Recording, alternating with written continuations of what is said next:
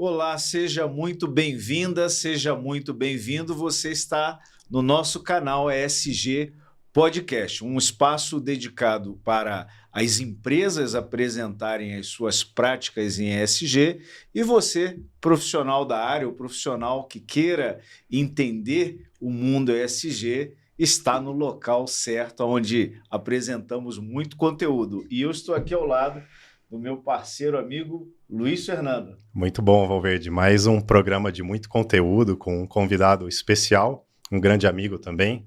Conheço há décadas, apesar de todos nós sermos muito novos, né, Valverde? Então, mas que vai trazer muito conteúdo para todos nós. Então, juntem-se a nós, participem das nossas redes sociais, se inscrevam nos nossos canais. Nós estamos no YouTube, nós estamos no Spotify, Instagram. Então, venham com a gente. E se você tiver interesse em estar com a gente nesse projeto, que é tão importante para a sociedade como um todo, de divulgar as questões ESG, venham, conversem com a gente, venham participar, façam parte desse programa e dessa iniciativa, tá bom? O nosso canal está à tua disposição, compartilhe e também vivencie aqui esse universo, onde temos a oportunidade de ter convidados especiais, dedicados ao tema, com uma trajetória muito rica. Luiz, apresenta aí o nosso convidado. Bacana, muito obrigado. Felipe Bottini, da Accenture, um grande amigo. Nos conhecemos há muitos tempos, já tivemos várias ações com questões de meio ambiente, ESG. O Felipe já é ESG há muitos anos também, então ele não surgiu ESG principalmente na empresa que ele está trabalhando agora. Ele sempre teve uma veia ESG muito forte, uma experiência muito vasta. E a gente vai ouvir muito de você aqui hoje, Felipe. Seja bem-vindo aqui. Luiz Fernando Valverde, parabéns pela iniciativa e é um prazer estar aqui com vocês. Muito obrigado pelo convite. Felipe, a gente sempre começa aqui um pouco buscando entender e apresentar para os nossos convidados. Aqui a gente tem um perfil de pessoas que já atuam no setor e também profissionais que estão olhando, querem fazer uma transição ou estão começando a vida, a trajetória profissional, que estão olhando para esse tema ESG. Conta para nós um pouquinho tua história, tua trajetória, como é que foi chegar até aqui? Conto sim, é uma trajetória longa, né? 2 décadas atuando em ESG. Eu, muito cedo na minha carreira, eu fiz uma opção, né, para ir para o mundo de sustentabilidade. Na época a gente não chamava isso de ESG, e eu conheci a pessoa que veio a ser meu sócio dentro de uma empresa de tecnologia na qual a gente trabalhava na época, e a gente decidiu que a gente ia fundar um negócio que conseguisse juntar, né, a perna social, a econômica e a ambiental. Mas não sabíamos como, não tínhamos ideia como. E naquela época começava, né, dentro do sistema das Nações Unidas, o protocolo de Kyoto, e tinha aqueles projetos de carbono, que eram os mecanismos de desenvolvimento limpo, que basicamente transferia a renda de país desenvolvido para não desenvolvido a partir da compra dos créditos, pela implementação de projetos sociais e ambientais. E aí a gente falou, poxa, surgiu uma coisa de mercado que junta essas pernas. E pusemos nossas fichas lá, fundamos a nossa empresa na época, né, que era Grindomos, isso entre 2005 e 2007. Conseguimos o primeiro projeto com a ajuda do meu pai, né? Sabe aquela coisa de pai, ó, tem escritório que tem um projeto que está encalhado, ó, se vocês resolverem, vocês têm um pedaço. E nisso, o meu sócio trabalhou muito de perto com o meu pai, na época, porque os dois eram da área técnica, eu sempre tive muito mais na área de negócio. E no fim desse processo, o projeto deu certo, era um projeto um pouco enroscado, e o meu sócio falou, seu pai tem que vir trabalhar com a gente, né? Eu falei, então convide. E ele convidou nisso, o Nino, que era meu pai, se tornou sócio, né, da empresa, e esse sócio fundador junto comigo, em 2009, ele fez uma decisão, querido André Leal, de seguir uma carreira executiva em empresa, saiu, somos bons amigos até hoje, e aí ficamos com uma empresa familiar, onde quem começou foi o filho, depois entrou o pai.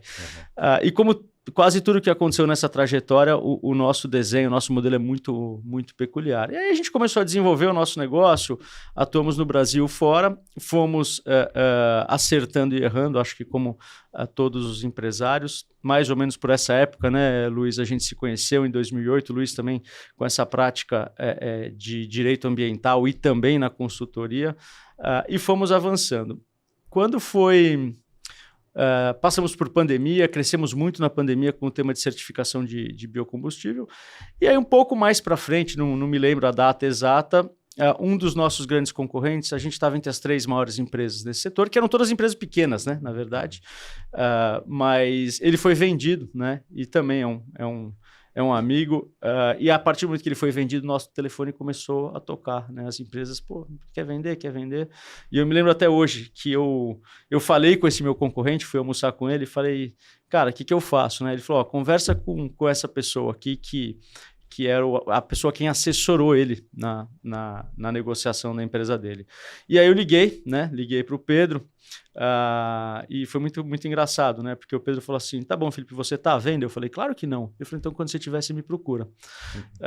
E aí sabe quando você fala, você vende o negócio ruim, né? Negócio bom você não vende. E aí o tempo foi passando, eu percebi que a gente estava com muita projeção, muitas empresas interessadas, e aí eu liguei para o Pedro e falei, Pedro, nós estamos à venda. Então vamos conversar. E também, né, gente é muito boa, me assessorou junto com o Rodrigo Magrini, que era o advogado à época também, que é um grande amigo, que nos assessorou. E quando a gente desenhou o modelo de comercialização, a primeira pergunta foi o que não é negociável. E eu disse, olha, a única coisa que não é negociável é a equipe. Eu não quero, na hora de fazer a virada, falar você fica, você vai, porque a gente é um time de sucesso. Tem sempre um jogador que está jogando melhor que o outro, sabe? Mas não quer dizer que alguém é prescindível. E a Accenture foi aqui, veio à frente e falou, eu nunca pensei em nada diferente. A gente sempre pensou que era equipe completa mesmo.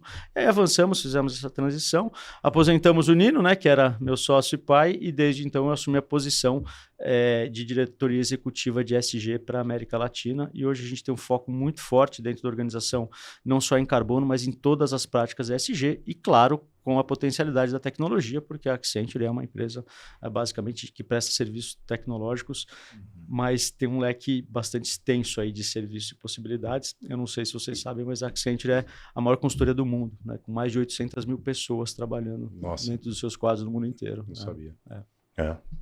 Interessante, Felipe. E assim, a gente ficou muito próximo durante muitos anos, né? E você sempre foi muito interessado, muito estudioso, e a gente acabou ficando um pouquinho mais longe, perdemos um contato há alguns anos, pandemia veio e tudo mais, e de repente fui me atualizar aqui do teu currículo para a gente bater esse papo, e vi lá que você tem várias passagens por Harvard na parte de sustentabilidade, então as pessoas que estão nos assistindo também, de repente, vão ter esse interesse. Como que foi essa tua passagem por lá? Por que você foi buscar Harvard para estudo? O que isso mudou na tua trajetória, na tua carreira, na tua visão de Brasil, de sustentabilidade, de mundo? Legal. Bom, Harvard é uma organização de ponta, né, em ensino, e a maneira como eles fazem, a forma como você é estimulado a estudar, ela é bastante única e peculiar, né? Dizem por aí até que quando para quem é do ramo acadêmico, quem vê uma tese de Harvard, ao bater o olho na primeira página, pelo formato sabe que é de Harvard, independente de ver o conteúdo, porque tem todo um regramento particular que eles usam. Tem até um estilo, né, de Word, que é o estilo Harvard. Então, é muito pequeno. A minha primeira tentativa lá, Luiz e Valverde, foi em 2009, que eu fiz um curso, era um curso livre, e eu gostei bastante, e aí eu descobri que se eu fizesse 3 ou 4 cursos daqueles e tivesse uma nota mínima, eu podia aplicar para o mestrado, né? Então você faz. E o modelo deles é bem interessante, porque você começa a fazer o mestrado sem nem saber que está fazendo o mestrado. Então você pode fazer os 4 cursos e ter o que eles chamam de certificado, mas se você fizer os 4 cursos, uma prova de proficiência de inglês e tiver uma nota mínima, você é automaticamente admitido no mestrado. Aí você faz mais, acho que são 7 ou 8 matérias e um capstone, ou mais 9 ou 10 matérias e uma tese. Não, desculpa, o contrário. Você faz um pouco menos de matérias e uma tese, ou um pouco mais de matérias e um capstone. Um capstone seria mais um projeto aplicado, né? Eu fui para a rota da tese. Eu comecei em 2016, porque era um momento que o nosso negócio permitia. A gente não estava tão bem, a verdade é essa. Eu falei, bom, quando você dá uma retraída, né, é o momento de você voltar a estudar, até porque acho que quem está nessa área, né? Hoje não tanto, mas na época você estava sempre na fronteira do conhecimento, né, Luiz? Não tinha receita para nada, não tinha nada escrito, então a gente tinha que ir construindo a ponte enquanto transitava nela própria, né? Então era um negócio muito curioso. Mas eu gosto sempre de falar de um exemplo de Harvard que mostra um pouco, né, da nossa falta de visão do que é uma universidade de ponta. E eu conto esse caso que aconteceu comigo com o bibliotecário. Então, a gente estava na aula e o professor falou, olha, uma das etapas mandatórias aqui é você agendar uma reunião com o bibliotecário. Né? E eu, na minha ignorância na época, e eu sou graduado pela Universidade de São Paulo, quer dizer, achava que conhecia do mundo acadêmico, né? Falei, tá legal, eu vou marcar uma reunião com o senhor lá que organiza os livros por ordem alfabética, né? Que é o que era o bibliotecário na minha cabeça. E aí eu fui falar com esse sujeito, ele já tinha lido minha proposta de tese, eu me esqueci o nome dele, e ele falou, olha, Felipe, poxa, muito interessante, né? A forma como você está querendo tratar a questão da decisão, do comportamento, do incentivo econômico. Você já leu fulano XY? Eu falei, não, nunca ouvi falar. Ele falou, olha, tem um paper de 1972 com esse... É importante que você leia. E ele foi conduzindo de uma forma e me levando para um lugar que eu me senti assim, o piloto de Fórmula 1 assessorado pelo melhor mecânico. Tá aqui tudo que você tem que fazer, cara. A organização, o que você vai pesquisar, eu tô aqui para te ajudar. Então, ali eu virei a chave e falei, olha, uma instituição de ensino realmente respeitável, né? Você chega lá para estudar e tudo que está em volta, evidente, de fato, te apoia. Ele te orientou. Ele efetivamente ele era um co-orientador seu. E lá você tinha o orientador acadêmico, o orientador administrativo, tinham 2 ou 3. Você escolhia um orientador de fora também, alguma pessoa que você respeitasse, que você quisesse estivesse com você. Então, assim, foi uma experiência muito interessante, né? E bastante dolorida, viu, Luiz, para ser bem franco, porque a recomendação é que você não trabalhe fazendo junto ao mestrado. Eu comecei ele em 2016, terminei em 2022.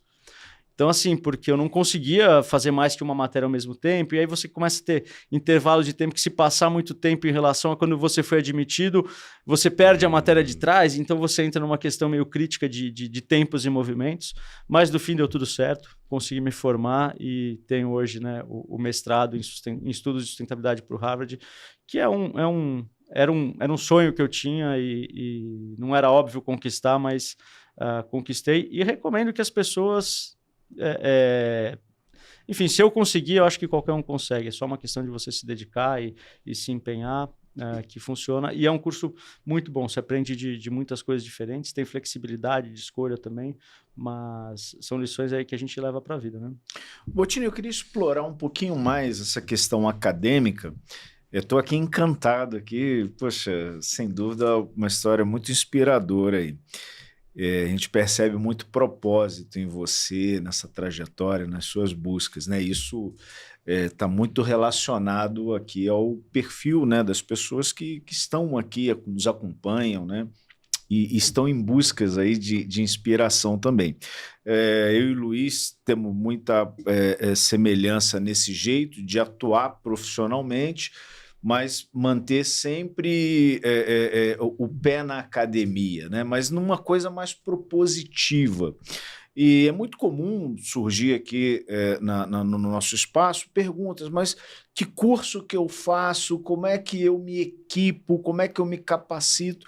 Conta para nós como é que você fez esse mestrado e o teu currículo acadêmico é muito robusto.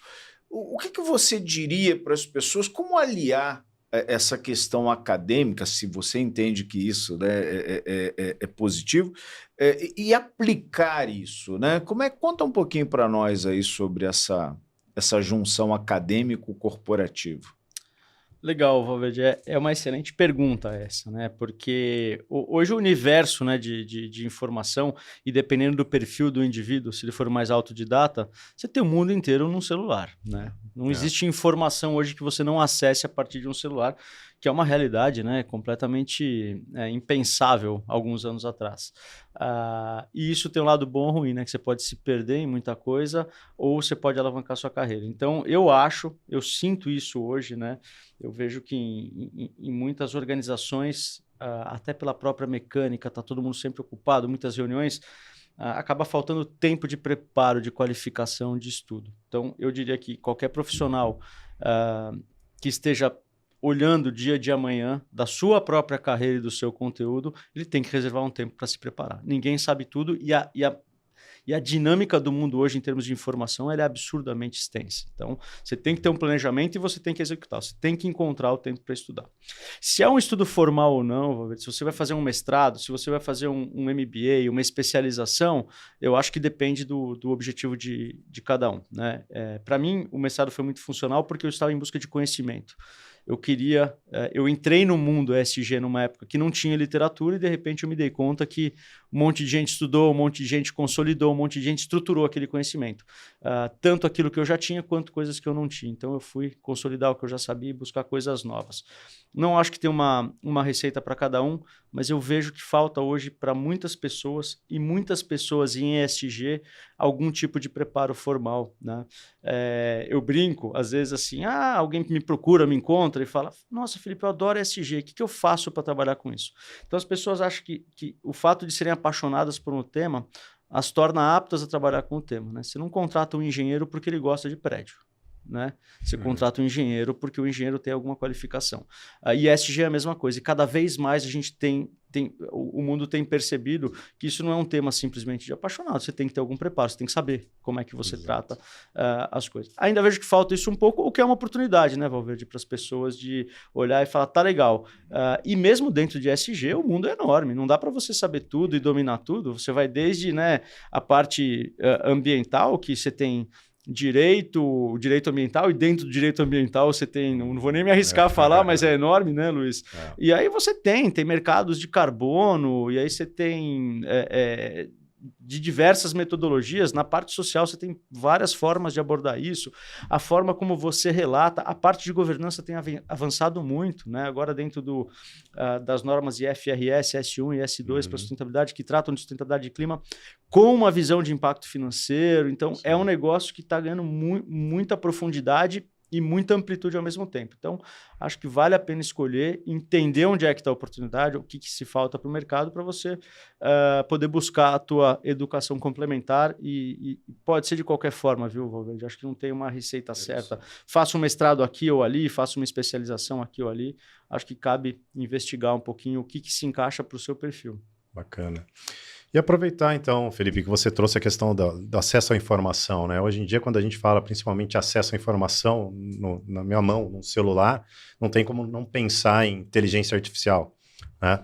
E você, estando na Accenture, uma das grandes empresas, a maior consultoria do mundo, que também tem um core em tecnologia e inovação, e você estando como responsável em América Latina do ESG dessa empresa, se você puder falar um pouquinho de como que você tem visto essa união entre inteligência artificial e principalmente a nossa área de sustentabilidade, ESG. Legal.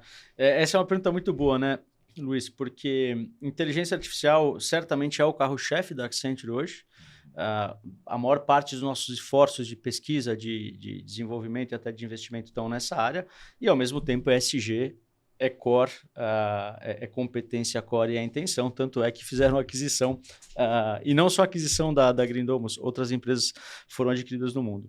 Por outro lado, inteligência artificial é uma máquina de consumo de energia, né? A gente sabe, e até curioso, não sei se vocês conhecem muito da história de machine learning e deep learning, mas esses conceitos, né? Generative AI é mais recente, mas esses conceitos de inteligência artificial, que é a máquina se ensinar a partir dos dados, ele é muito antigo, né? Da década de 50, 70. Só que naquela época você não tinha o volume de dados necessários para treinar esses modelos. E hoje o que você tem a rodo são dados. Então, por isso que esse é o momento que a gente conseguiu fazer a inteligência artificial decolar como uma tecnologia, né?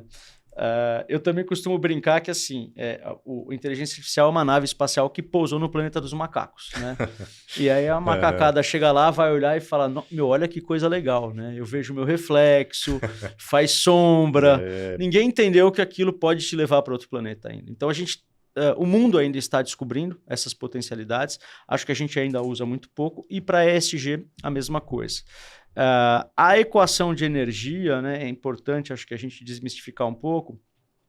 porque a inteligência artificial consome sim muita energia. Dentro dos planos Net Zero, das 2.000 maiores organizações do mundo, a gente pesquisa todo ano, a gente tem, né, um estudo que a Accenture faz anualmente, que eu até convido vocês a procurar na internet depois, chama Net Zero Destination. E a gente olha quem são as empresas que têm meta net zero, quem que não tem, qual que envolve escopo 1, 2 e 3, qual que é só 1 e 2, e quais que são as alavancas utilizadas para chegar no net zero. Inteligência artificial é uma das últimas alavancas exploradas. Então, ninguém enxergou ainda essa potencialidade. Então, sim, é verdade, consome-se muita energia o processamento da inteligência artificial, mas o mundo não vai prescindir de energia nunca. É importante que a gente entenda isso, né? O principal indicador que você olha para saber se uma sociedade é mais ou menos desenvolvida é o consumo de energia per capita. Então, ninguém vai deixar de consumir energia. O nosso desafio é a transição energética, né? Não evitar o consumo de energia, mas como é que eu vou para energia limpa. E o Brasil é um potencial para as duas coisas, né? Porque eu tenho energia limpa, eu tenho um plano para trazer os data centers que vão fazer esses processamentos para cá, e eu tenho equipes altamente qualificadas de cientistas de dados e pessoas envolvidas com tecnologia que têm essa capacidade. Então, eu vejo que a inteligência artificial vai ser uma grande alavanca, né? Principalmente no contexto climático que a gente fala hoje. Eu não posso prescindir de uma tecnologia tão potente para resolver um problema que é tão complexo, né? E que as soluções pontuais até agora não funcionaram, né? Todos nós sabemos disso, é importante que se reconheça. Então, acho que inteligência artificial, sem entrar em detalhes técnicos do que seria uma funcionalidade ou um agente, poderia resolver, mas por ela ter uma capacidade de processar e analisar dados complexos e múltiplos ao mesmo tempo, já tem, né, já é por desenho, por construção, é algo capaz de tratar com coisas mais complexas, tal como é a questão climática. Fantástico. E aproveitar, então, o tema da questão climática, né, que você trouxe do uso de energia e que seu começo foi muito na questão do clima, que você acabou de trazer para a gente ali com o protocolo de Kyoto, você mergulhou, respirou protocolo de Kyoto e todas as questões que vieram desse desdobramento, né? Não só na parte teórica, como na parte técnica. E então queria que você também trouxesse um pouquinho a tua experiência na mudança do clima, desde que você viu isso surgindo no Brasil, você esteve sempre na vanguarda, né, do estudo e aplicação disso no Brasil, até agora na Accenture, como que vocês têm tratado isso principalmente. Legal, Luiz. É uma história de vida, né? História climática. Eu vou começar de trás para frente. Tá. A gente está chegando na COP30, né? Que é a 30ª reunião anual das Nações Unidas, da Convenção Quadro das Nações Unidas, para discutir clima no âmbito diplomático. Então, faz pelo menos 30 anos que a gente está nessa agenda. E o objetivo sempre foi não deixar, né, a temperatura do planeta superar o aumento de 1,5 graus em relação à era pré-industrial até 2100, aquela história toda que todo mundo conhece. E esse é o ano, né, 2025, que a gente está superando 1,5 graus. Então, há que se reconhecer que esses esforços não foram suficientes para a gente chegar aonde a gente quer em termos agregados de mitigação climática, o que implica que a gente tem que fazer esforço de adaptação. A adaptação é menos previsível, porque a gente não sabe onde vai cair o desastre, né? A gente sabe que vai aumentar a intensidade e a frequência, mas não sabe exatamente aonde, o que torna o planejamento difícil, e o financiamento climático é uma discussão, enfim, bastante complicada, né? A gente sabe que todos os combinados de Copenhague em 2009, que era, olha, 100 bilhões por ano, não aconteceu. Agora tem um combinado de 350 bilhões por ano que não aconteceu, e a necessidade é de 1,3 trilhões por ano, que dificilmente vai acontecer no momento geopolítico que o planeta vive, né? Mas assim, você perguntou da trajetória, né, Luiz? A gente tem acho que um dos 4 ou 5 primeiros projetos de MDL do mundo fomos nós que desenvolvemos dentro, né, da Grindomos à época. Isso nos deu bastante bagagem, bastante conhecimento de como é que são essas tratativas, como é que são os mercados de carbono. E eu vi alguns ciclos do mercado de carbono, né? O primeiro boom, que foi ali até Copenhague, né? E Copenhague foi uma frustração enorme, porque os projetos de carbono vinham crescendo, as transações, os preços eram muito bons na época, e a gente olhava e falava assim, nossa, isso aqui vai ser super rentável. O mundo achou a saída, né? A diversidade de projetos também, né? Começaram a surgir em vários setores, né? Metodologias começaram a crescer, ampliar, ganhar mais capilaridade. Então, assim, tudo ia bem. E o que parecia era que, legal, encontramos a equação. A partir do momento que eu valoro economicamente a não emissão, eu coloco o mundo na trajetória correta. Resolve o Porque os problema. sistemas econômicos vão se encaminhar para esse sentido, e faz muito sentido, né? A questão de alinhar o incentivo econômico. Mas aí o que aconteceu? Em 2009, uma das pautas da Conferência Climática de Copenhague, né, que era a COP15 à época, e eu lembro bem porque foi a primeira que eu fui, um negócio, né, você vai e fala, uau, que coisa... Estou aqui, um negócio super interessante, mas era para discutir o que eles chamavam de KP2, que era o segundo período de compromisso do Kyoto Protocol, né? E ali deu água, né, porque hoje, olhando em retrospectiva, parece óbvio que ia dar água, que não ia dar certo. Mas na época a gente tinha uma esperança muito grande, até se falava em Copenhagen, né? Na época tinha, enfim. Mas por que aquilo fracassou? Né? Porque existia uma mecânica dentro das Nações Unidas com uma força muito grande de um grupo científico dizendo, olha, o objetivo técnico é esse e os países têm que fazer isso nessas proporções. Então era meio que uma ideia de impor aos países o que eles deveriam fazer de fora para dentro, né? Em termos de mitigação. E claro, né, que países como Estados Unidos e outros disseram, olha, muito legal, muito nobre, mas eu não posso assumir um compromisso com você sem antes conversar com o meu Congresso. Existem processos, né, que têm que ser respeitados e tudo mais. Portanto, isso aqui vai acabar não indo para frente. A história dos Estados Unidos no protocolo de Kyoto é curiosa, porque eles fizeram parte, né, de quem concebeu e depois acabaram não entrando. Enfim, movimentos políticos que acontecem. Mas aí a coisa foi. Então, o segundo período de compromisso ele acabou surgindo, mas com muito menos países aderindo, e ele acabou sendo um fracasso. Mas por que isso foi importante? Porque isso lançou as bases para o que viria depois, que era o Acordo de Paris, em 2015. Né? O Acordo de Paris tá legal. Valverde, seu país, não vou dizer o que você tem que fazer. Determina nacionalmente o que você pode fazer, qual que é a sua contribuição e traz para a gente. As tais das NDCs, as contribuições nacionalmente determinadas. Então, em vez da ONU dizer o que tinha que ser feito, ela falou assim, cada um nos diga o que vai fazer, a gente soma todos esses compromissos e vê onde vai dar. Né? Já era sabido que a soma dos compromissos não seria suficiente para 1,5 graus, mas pelo menos eu teria, né? Aí tem dois jeitos de olhar, o copo meio cheio ou meio vazio. Tem gente que diz, desse jeito nós não vamos atingir nunca. Tem gente que olha e fala, bom, pelo menos agora eu tenho um número para melhorar. Tem um ponto de partida. Tem um ponto de partida para melhorar. E eu sou mais adepto dessa visão. Mas agora a gente chega na COP30, né, que é Paris mais 10, e efetivamente a gente não conseguiu mitigar. Alguma coisa tem que mudar nessa mecânica. Né, porque não está acontecendo. Mas é muito curioso a história, né, dos mercados de carbono, porque aí ele foi do céu ao inferno, né, o mercado de carbono, e de repente, por não haver um acordo no mercado regulado de carbono, começaram a surgir muitos estándares e projetos no mercado voluntário, que é um negócio que era uma possibilidade das empresas e organizações mostrarem seu compromisso, mas isso nunca vai ganhar a escala necessária para você regular o mal público, né? Quer dizer, emitir é ruim para todo mundo, mas vai ter sempre um indivíduo que se beneficia de fazer isso. Então, se eu não tiver uma forma de regular, não dá para eu contar com a boa vontade de todo mundo para o mercado voluntário resolver essa situação. E aí o mundo foi avançando, e aí de repente começou uma vertente muito forte de dizer assim, não, você não tem que ir para mercado, você tem que resolver dentro da sua casa. O que não é aderente a uma economia de mercado. A economia de mercado, cada um se especializa naquilo que é melhor. E com o clima devia ser a mesma coisa, mas a gente passou por esse período e agora eu vejo voltar uma discussão mais forte em mercado de carbono, mercado regulado.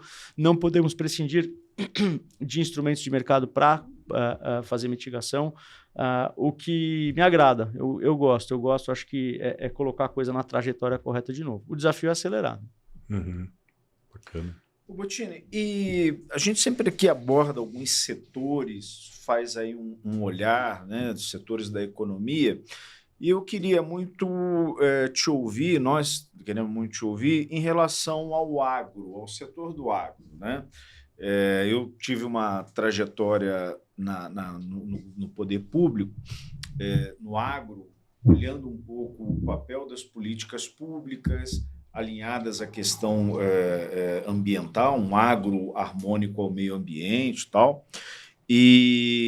Mas a gente sabe, né, é um setor que eu queria o teu olhar sobre a inovação que é algo que no Brasil, por exemplo, o agro é sinônimo de inovação, mas também outros desafios, como, por exemplo, a questão da mitigação, da questão da rastreabilidade como uma vantagem econômica, e também a questão do agro, não sei se você tem olhado para isso, mas o papel do agro na descarbonização. Então, queríamos o teu olhar aí, tua fala sobre isso, né? Muito bom. Bom, o agro ele é 1/3 do PIB, um pouco menos de 1/3 do PIB brasileiro, então certamente o nosso projeto país, clima ou qualquer coisa necessariamente passa pelo agro. Como você bem colocou, Valverde, o agro ele é um celeiro de inovação, né? E isso não é novo, isso já vem há algum tempo. A questão do plantio direto, que gera muito menos emissão. Enfim, e não só, né? O agro ele é um celeiro, né, de alimento para o mundo. A gente sabe que o Brasil hoje tem um papel, né, fundamental em alimentar o mundo, principalmente com as exportações aí, de soja, mas também outros aspectos, né, como biocombustíveis, que aí geram uma série de discussões também de, olha só, a pecuária, desmatamento, aquela coisa toda. Então, o que eu vejo hoje é que a gente tem uma potencialidade enorme, né? O setor agro ele pode ser tanto um aliado como um inimigo da mudança climática. E o que eu acho que falta, às vezes, é a gente olhar a oportunidade como um todo. Não só a oportunidade transacional de momento, que é, olha, eu faço qualquer prática, alguém vai comprar, eu me viro, eu rentabilizo e segue o jogo. Não, como é que o mundo está se desenhando, né? Talvez a passos um pouco mais lentos agora, mas a tendência não mudou. Cada vez mais eu quero rastrear as coisas. Quem compra quer saber de onde veio, quer saber se aquilo está associado a algum tipo de violação trabalhista ou alguma violação ambiental, se teve desmatamento. Eu tenho muito dado, eu tenho muita informação. Então você começa a ter ambientes regulatórios de quem compra, dizendo, eu quero saber de onde veio, eu quero saber como veio, né? E é uma oportunidade, tanto para nós como prestadores de serviços de ESG em tecnologia, na parte de rastreabilidade, como para quem quer diferenciar o seu produto, né? Então, se você hoje consegue estar adequado a uma lógica que atende a EU-RED lá da União Europeia, ou até mesmo o CBAM, que o CBAM não está ligado ao agro, mas tem também restrições de rastreabilidade e de intensidade de carbono nas suas cadeias.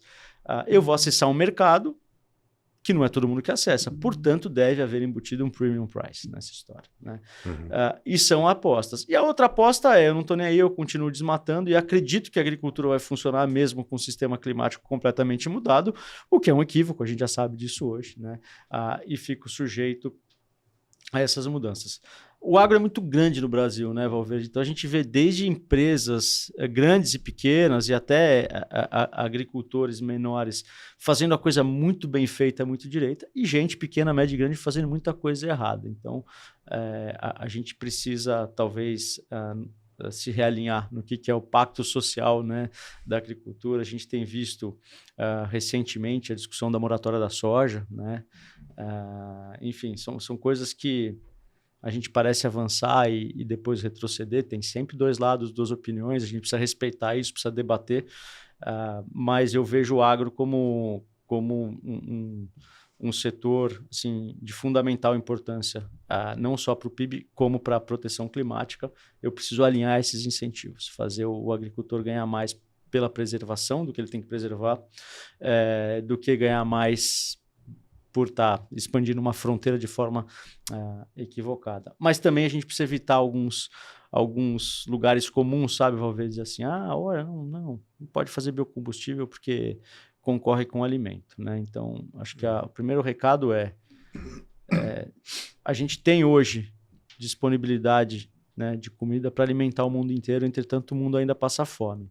O que indica fortemente que não há interesse em acabar com a fome no mundo. Então não é, né, essa coisa de que o combustível concorre com o alimento, ele é um pouco, né, talvez uma desculpa fácil para uma realidade bastante mais complexa. E outro aspecto, e esse sim é muito interessante, eu acho até que está na programação do Luiz falar, mas já vou me antecipar um pouco, porque tem a ver com agro e biocombustível, é que as cadeias de biocombustível elas geram muito mais valor econômico, né, do que uma cadeia de um combustível fóssil. Então, uma outra alternativa seria dizer, olha, como eu gero mais riqueza a partir daqui, eu gero mais riqueza, inclusive, para comprar comida, né?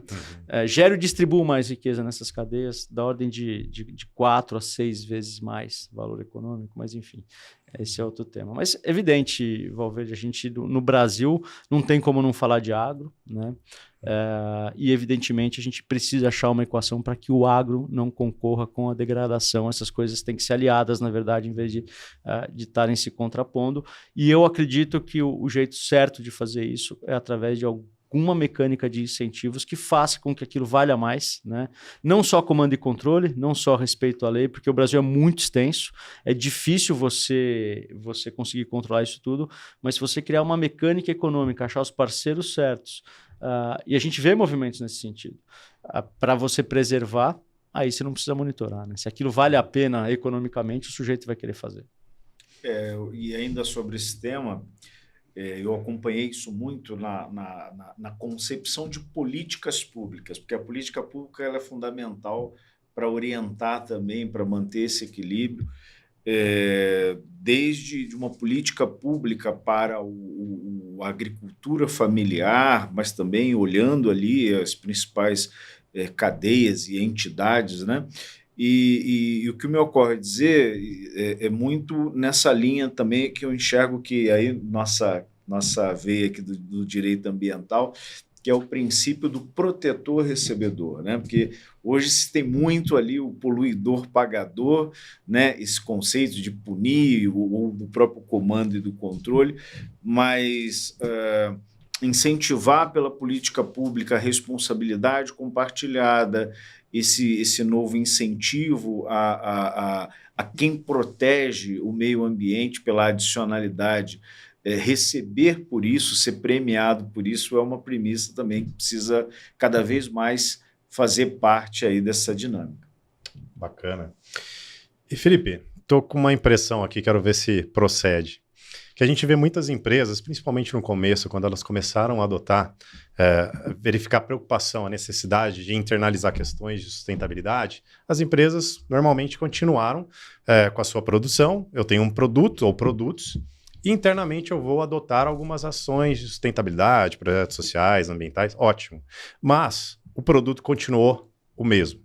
Algumas empresas também, já visualizando uma possibilidade futura, inclusive de lucro, já começaram a desenvolver produtos que tinham no seu core, a sua proposta do próprio produto, a sustentabilidade. E você está na Accenture, que é uma empresa focada em tecnologia. Quando a gente pensa em serviços e tecnologia, parece que é muito mais maleável, né? É muito mais fácil eu adentrar na tecnologia ou na inovação e acrescentar questões, por exemplo, de sustentabilidade. E você, conversando aqui com a gente, a impressão que eu tive parece uma tendência da Accenture começar cada vez mais buscar a prestação de serviços, incluindo no seu próprio produto, seu próprio serviço, a questão da sustentabilidade, não mais práticas internas da empresa e focar realmente, trazer isso para o produto principal deles. Estou certo? Tá certo, Luiz. Aliás, é interessante a sua pergunta, porque a Accenture ela olha sustentabilidade para dentro e para fora, né? Sustentabilidade como negócio, né? E essa é a área que eu lidero hoje, e a gente fala em Sustainability by Design, ou seja, é por desenho, né? E dentro desse princípio eu tenho duas vertentes. Uma né, tecnologia para sustentabilidade e sustentabilidade para tecnologia, né? Que são duas coisas diferentes, mas você está correto, a gente quer potencializar o alcance da sustentabilidade pela tecnologia e a gente acredita que isso é um diferencial também para atender nossos clientes. Então, por exemplo, quando eu chego num cliente hoje e falo, olha, eu vou fazer uma implementação tecnológica para você, e a propósito, eu sei que você tem que fazer seu inventário de emissão, eu sei que você tem um compromisso de escopo 3, que você não tem a menor ideia de como calcular, o serviço que compete a mim eu já te entrego com a quantificação, né? Isso tem valor para o cliente hoje. Não é um movimento simples, sabe, Luiz? Porque muitas vezes, como a gente está falando de um B2B de empresas enormes para empresas enormes, muitas vezes você tem silos e o cara que está contratando não vê o valor daquilo ainda que tem. Então, é um processo, mas a gente sente isso avançar. É mais oneroso, é mais complicado, porque você tem que conversar com um monte mais de gente, você tem que costurar, você tem que amarrar, mas essas coisas começam a aparecer. A Accenture é também hoje uma grande agência de publicidade e marketing, né, digital digital. Então, aliás, eu acho que é a maior do mundo, né? Então, começou com aquela onda de digitalização, foi um negócio que ganhou muito impulso na pandemia, e hoje você pensar, né, em marketing digital e publicidade e estar dissociado de ESG não faz sentido para a maioria das empresas. Então, esse é um caminho que a gente corre. E do lado de dentro de casa, que é outra parte da sua pergunta, existe uma área que chama Corporate Citizenship, que são os trabalhos que a gente faz. Então, tem um trabalho belíssimo sendo feito lá com o Gerando Falcões. A gente tem uma liderança lá, que não sou eu, que é a Mariana Zupolini. Aliás, acho que vocês poderiam convidá-la para vir aqui estar com vocês, porque tem trabalhos belíssimos que a gente faz no Brasil e fora também, que ela tem muito mais domínio que eu. Mas são as duas coisas, né, Luiz? Porque você não pode só olhar para dentro, poderia, né? Mas a Accenture entendeu que era um momento de incorporar sustentabilidade no negócio. Não à toa adquiriu uma empresa, porque não queria fazer um crescimento orgânico, queria entrar com força nesse setor, e efetivamente é o que a gente fez. E não só no Brasil, como no mundo. Existem algumas aquisições em empresas ligadas a carbono e ESG que foram adquiridas aí mundo afora pela Accenture. Tini, a gente tem aqui algumas... Você falou aí na própria questão de marketing e tal. Um tema que a gente sempre traz aqui e gosta muito de ouvir lideranças e pessoas assim como você é a questão do greenwashing e a questão do ESG, até talvez mais na prática ambiental, né? Ligado à sustentabilidade ambiental. Queria o teu olhar sobre isso, que cuidados, que transformações podemos fazer, né? Isso acho que é um tema que isso está muito aí, né? A questão do greenwashing. Essa é uma preocupação presente, né, Valverde? Porque a gente também precisa reconhecer que todo mundo que quer contar uma história quer contar uma história bonita, né? Aí você pega o caso técnico lá, põe na mão do comunicador, ele vai dizer, tá legal, o que a gente quer fazer com isso, né? Então eu acho que tem que saber separar o que é exagero de greenwashing, mas efetivamente a gente vive na era, né, da informação e da falsa informação ao mesmo tempo. E o greenwashing não deixa de ser uma falsa informação, né, Valverde? A gente tem que tomar cuidado. Acho que as empresas têm uma preocupação crescente com isso, né? Eu passei por situações extremamente até curiosas e até engraçadas, né, do nível de preocupação de greenwashing tão grande que eu olho e falo assim, gente, né? Peraí, né? O produto aqui é sustentável por desenho, quer dizer, se o sujeito exagerou em 1%, não é um grande problema isso. Na verdade, é uma questão de interpretação. Não dá para colocar tudo na mesma. Não dá. Não podemos, né, abrir concessões para... É isso. Né? Mas eu acho que o principal problema é o seguinte, Valverde, quem está muito preocupado com greenwashing acaba ficando tão preocupado, tão engessado que não consegue comunicar nada. E quem comunica é quem não está nem aí com greenwashing. Então, tem que se tomar um cuidado, isso é preocupante, mas você há pouco estava falando da importância da regulação, né? Eu acho que tem muitas lacunas ainda de regulação, não só de greenwashing, com relação a falsas notícias, falsas informações, e isso é um problema sério que o mundo atual vive, né? E a gente vai precisar dar um jeito no greenwashing da mesma forma. Agora, o que eu recomendo, e também tem aquela coisa, né? Você passa, por princípio, a querer duvidar de tudo. Então, a gente tem que tomar um cuidado com isso também. Agora, evidente, quando você ouve alguma coisa que salta aos olhos, ou lê alguma coisa que salta aos olhos, vai procurar outra fonte, né? Foge um pouco dos canais de comunicação que estão muito sujeitos a um algoritmo, né, que vai falar o que você quer ouvir e não o que é verdade, e consultar os meios mais tradicionais ou pessoas que estejam ligadas àquela ação para conhecer, né, sempre os dois lados. Não tem aquele ditado antigo, né, Valverde, que fala assim, pior do que não ler nenhum jornal é ler um só, né? Então, assim, vai procurar mais de uma fonte de informação, porque tem muita coisa bonita sendo feita. Aliás, é até interessante, porque a gente está há muito tempo nessa área, né? É muito comum ser convidado a participar de evento, ou até, né, dentro dos painéis, ou como ouvinte, e por muito tempo me dava uma certa preguiça até, sabe, Luiz? Fala assim, Pô, sei lá, eu sei quem são as pessoas, eu sei qual que é o assunto. Eu já vi esse case 80 vezes, né?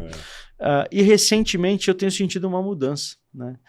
A gente está aumentando o nível de profundidade das discussões. As pessoas entendem melhor o que estão falando, a plateia entende melhor o que está sendo dito, o que cria necessidade de mais profundidade. E esse é um movimento que eu percebo recente, não é de muito tempo atrás, não, e me agrada, eu gosto. Né? Participando das semanas climáticas, né? A gente teve a de São Paulo, teve Londres, vai ter Nova York.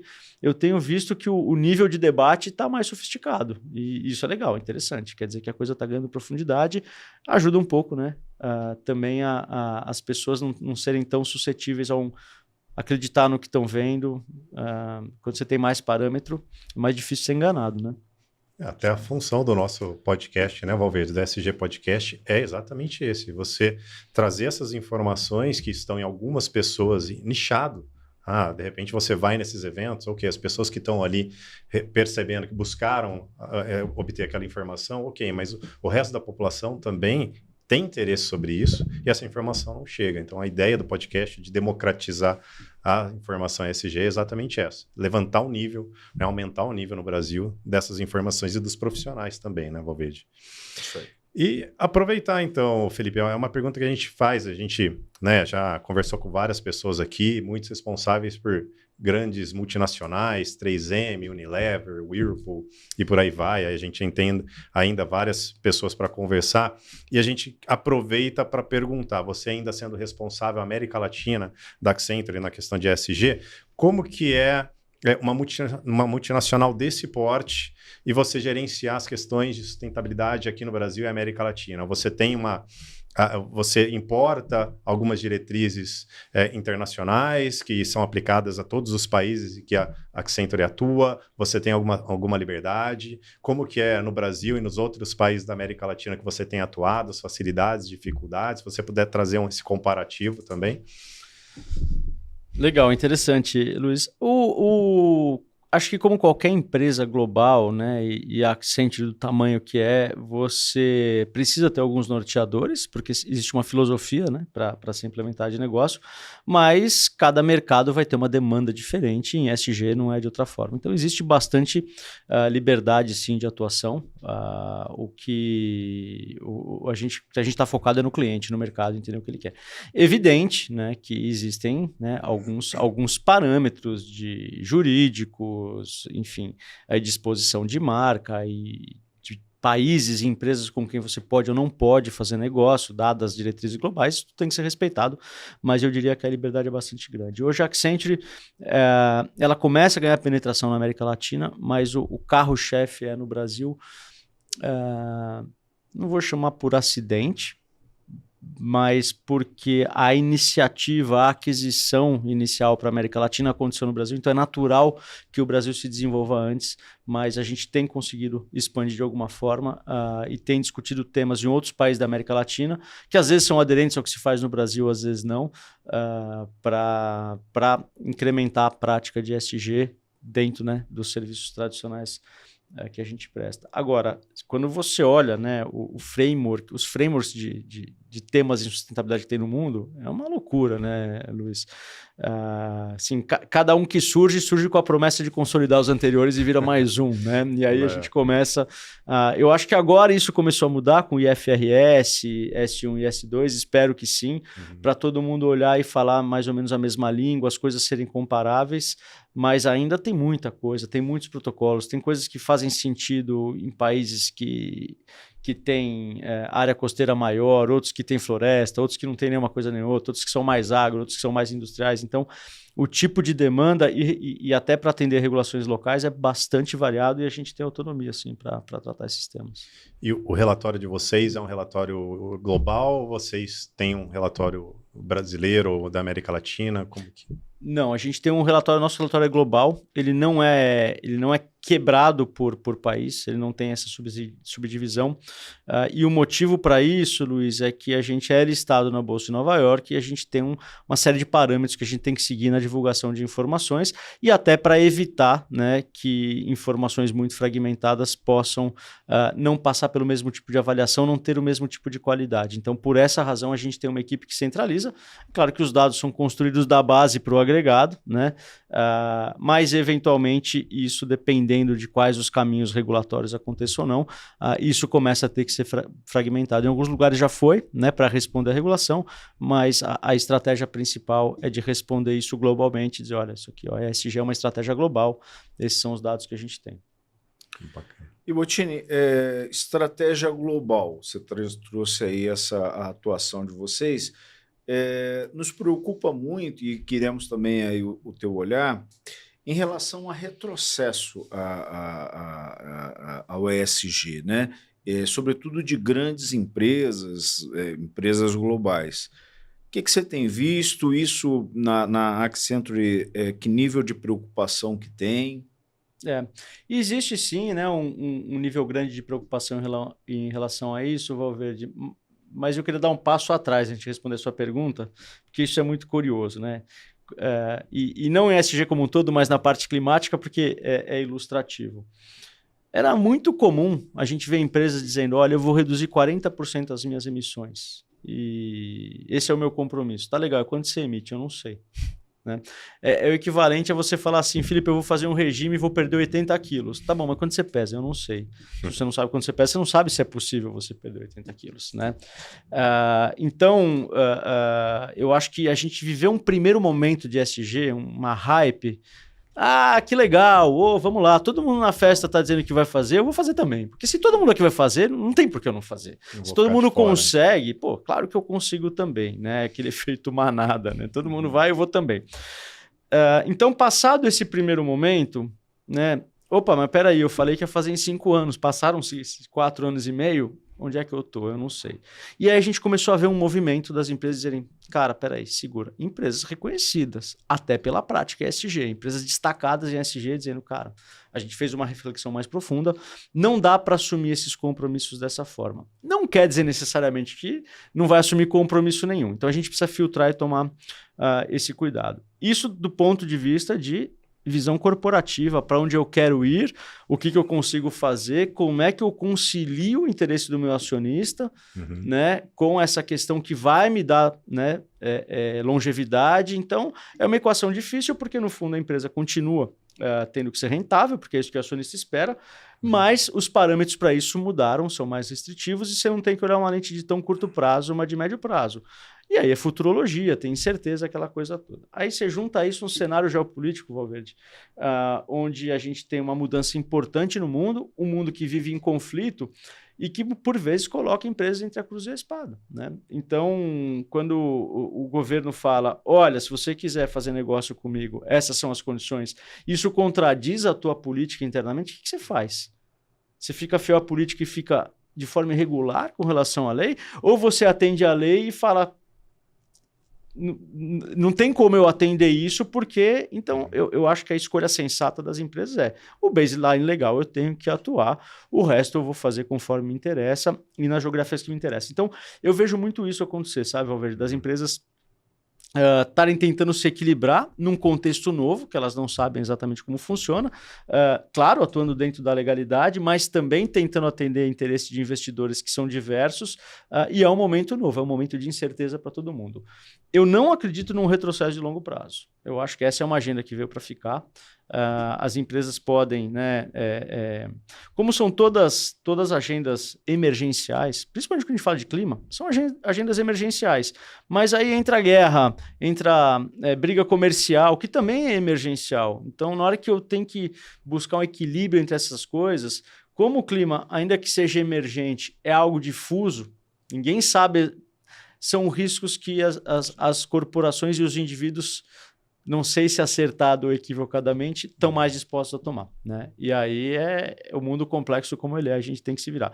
Mas, para responder objetivamente a sua pergunta, Valverde, eu não acho que há um retrocesso. Eu acho que teve um hype e aí a gente estacionou agora num patamar um pouco menor, mas vai vir outro ciclo de crescimento. Uma né? adequação. É uma adequação, eu não acho que é uma bolha que estourou e a gente voltou para o patamar zero. Não, eu acho que a gente só estacionou um pouco mais baixo do ponto que a gente gostava, até porque hoje a gente conhece melhor e sabe que a situação não é simples, né? Se fosse simples, já estava resolvido. Bacana. Bom, a gente já está chegando aqui no final da nossa conversa, mas eu não queria perder a oportunidade aqui, Felipe. Eu sei que nós estamos próximos aí da COP30, eu sei que você tem atuado aí no backstage, está ali bem atuante nessa para ajudar, né, para fazer todo o preparo e toda a adequação aqui. E eu queria então ouvir um pouquinho de você, o que você tem feito, né, nesse backstage, com quem, quais grupos e como você tem visto aí, quais as tuas expectativas para a COP30. Ah, legal, bacana.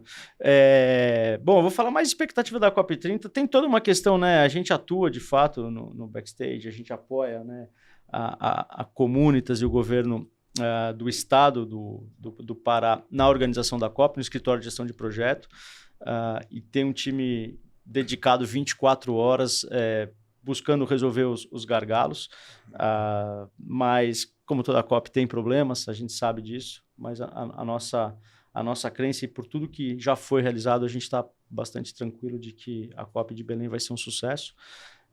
E acho que a gente tem que olhar para a COP de Belém como uma oportunidade também de mostrar a Amazônia para o mundo, né? Não né, as pessoas idealizam a Amazônia de uma forma, né, o índiozinho na árvore feliz, né, não conhece a dificuldade que as pessoas, né, as comunidades tradicionais têm. É importante chegar perto e ver, porque quando você vai negociar clima, você tem que conhecer efetivamente quem está impactado. E fazer uma COP, né, muita gente pergunta, pô, por que em Belém? Por que não fez em outro lugar? Porque a gente consegue não só, né, trazer o mundo para conhecer a Amazônia, como também a gente deixa um legado para esse lugar, mais de 5 bilhões de investimento. Então, assim, tem coisas que ficam e a gente tem que, de fato, aproveitar esses momentos para ajudar a desenvolver o nosso país, que é bastante grande, né? Então, em termos de COP e organização, a gente está nos finalmente, vamos dizer assim, né? A COP começa em pouco mais de 80 dias, estão bastante próximo. E do ponto de vista de negociação, que eu acho que essa sim é a agenda, né? Foco, Luiz, a gente... O André Corrêa do Lago tem dito muito, que é o presidente da COP e nosso principal negociador, ele tem dito muito que essa é a COP da implementação, né? E o motivo é evidente. A gente discute, a gente faz as conferências há 30 anos e não conseguimos mitigar, né? Falta recurso. Mas financiamento não está na pauta da COP. Pode não estar diretamente, mas na hora que eu vou falar de mitigação, adaptação, justiça climática, não tem como, né, a gente fugir dessa discussão. Eu acho que o desafio é grande por conta da condição geopolítica que tem hoje. Me parece, sim, que a gente entra enfraquecido, né? Porque os Estados Unidos não fazerem parte, né, dessa solução é uma perda para a negociação. Por outro lado, os países que estão interessados e mais vulneráveis estão... E até os mais desenvolvidos, os mais ricos, entendem que já não é uma questão de se, já está acontecendo, então algo tem que ser feito. Eu não espero dessa COP, como eu não espero de nenhuma COP, nenhuma mudança significativa que mude a realidade do mundo. É um processo lento, é um processo diplomático, mas, né, a nossa expectativa é que a gente possa colocar a agenda climática, né, no centro da discussão global de novo e que faço votos de que a presidência da COP, que é das mais competentes que eu já vi, é importante que se diga, né, a diplomacia brasileira é das mais competentes que tem no mundo, se não for a mais competente do mundo. Então, o acordo é muito difícil, fazer algo relevante é difícil, mas se tem alguém que tem condição, capacidade de articular e já vem fazendo um trabalho já há algum tempo, é essa equipe que está aí que eu admiro muito e faço votos que dê certo. E ainda sobre COP, você acha que o Brasil se destaca como protagonista nisso, trazendo o que tem sido feito aqui em relação ao mundo? Bottini, qual que é a tua visão de como o Brasil sairá dessa COP? O Brasil, eu acho que essa é uma dificuldade inerente nossa, né? admitir rapidamente a culpa do que a gente faz errado e contar muito mal o que a gente faz bem feito, né? Então, essa é uma vontade manifesta até do presidente da COP de o que nós vamos contar na COP? Cadê as boas histórias para a gente contar? Porque a gente tem muito mais história boa do que ruim, mas a gente acaba, né, ficando se perdendo na conversa da justificativa da coisa ruim. Nessa esteira da COP, existe uma iniciativa que chama Sustainable Business COP, que foi inspirada no B20, tal como o B20 foi para o G20, que é liderada pelo Ricardo Mussa. E dentro são várias iniciativas na SBCOP, é um grupo enorme, com várias chambers no mundo inteiro, milhões de empresas, né, envolvidas nessa história. E uma das iniciativas é congregar e selecionar os principais cases com base em alguns critérios, que são capacidade de replicar, né, capacidade de mitigar, mitigação por investimento, inclusão social. Então, assim, tem uma série de coisas que estão sendo avaliadas e eu acho que isso é só para exemplificar uma das iniciativas de vamos levar para a COP o que a gente tem que contar na COP, né? E acho que a gente tem que levar o agro, tem que levar o biocombustível brasileiro para a COP, que a transição energética no Brasil passa por biocombustível. Existe aquela discussão, né, bioelétrico, etc. e tal. Essa é uma conversa que tem que ser colocada na mesa, tem que ser, né, discutida em mais profundidade, até esgotar todas as possibilidades e efetivamente a gente saber o que é, o que não é solução, o que se aplica em cada geografia, já sabendo que não tem uma bala de prata, né? Um tiro só que resolve tudo. Mas eu acho que a gente tem muito boas histórias para contar, Valverde, muitas. Assim. Eu estou nisso há 20 anos e esse próprio, né, a gente teve em Davos, no começo do ano, no Fórum Econômico Mundial, apresentando um case de uma empresa brasileira que chama BH de biocombustível. Uma empresa grande, né? Acho que é a maior do Brasil em produção de biodiesel. E a gente mostrava que o biodiesel não é mais caro que o diesel. Do ponto de vista de decisão microeconômico do comprador, na hora que eu comparo, né, o ciclo de vida, né, 1 milhão de quilômetros rodados, combustível, manutenção, etc., a coisa é compatível. E a gente também fez uma análise do ponto de vista macroeconômico para políticas públicas, que é, olha, enquanto eu agrego na economia por litro vendido R$ 1,9 na venda do diesel, eu agrego quase R$ 8 pelo biodiesel. Por quê? Porque eu envolvo toda uma cadeia de produção, eu gero muito mais valor econômico. Então, são essas boas histórias, Luiz e Valverde, que a gente tem que levar para a COP, sim, e fazer e dar destaque, porque faz todo sentido e são histórias belíssimas, para atrair o investimento, incrementar a prática e tocar essa bola para frente. Tem muita gente fazendo e fazendo bem feito. Bom. Muito bom. Nossa, Felipe, sim, a gente só arranhou a superfície aqui com você. A gente sabe que tem muito mais conteúdo aí para extrair. De repente, mais para frente, a gente pode até marcar uma nova conversa. Obrigado de novo por ter aceito o nosso convite, né, Valverde? Uma conversa, novamente, mais um episódio muito rico aqui. Muito rico, uma trajetória, como disse no início, inspiradora, motivadora aí para a gente seguir, para você também. Felipe está nas redes sociais, LinkedIn, deixa aí para o nosso time aí para poder te seguir, te acompanhar, pô.